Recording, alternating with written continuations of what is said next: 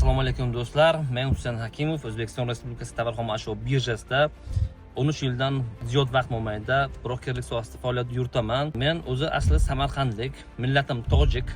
O'zbek tilida so'zlashayotganimizda, fikrlarimizni bayon etayotganimizda, fikrlarimizni tiniq va ravon bayon eta olmaymiz.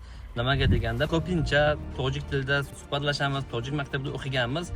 Aynan mana shu o'zbek tilida fikrlarimizni to'la-to'kis bayon etish bo'yicha fikrlarimizga muammolar bor edi, tizimda muammolar bor edi va his hayajonda muammolar juda ham ko'p edi. Mikrofon oldida, kamera oldida, omma oldida gaplashishga ustoz Najot Nurning 2 kunlik intensivida qatnashib, o'zimga bir katta g'ayrat, katta shijoat va katta kuch o'zimga to'pladim. Buni davomiy qilmoqchiman. Nasib bo'lsa, ustozning 1,5 oylik kurslariga qatnashib, o'zimga ushbu notiqlik san'ati bo'yicha, ushbu o'zbek tilida ravon va teran fikrlarni bayon qilish bo'yicha o'zimga ahd qildim. Mana shularni o'qish bo'yicha va ustoz Najot Nurga alohida tashakkurlarimizni bildiramiz. Bu meni samimiy chin qalbdan chiqayotgan gapim. Shunga ustoz rozi bo'lasiz.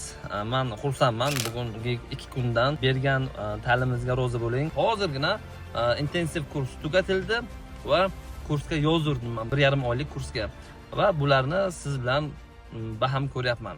Ko'rganda ko'rishguncha sog' bo'linglar.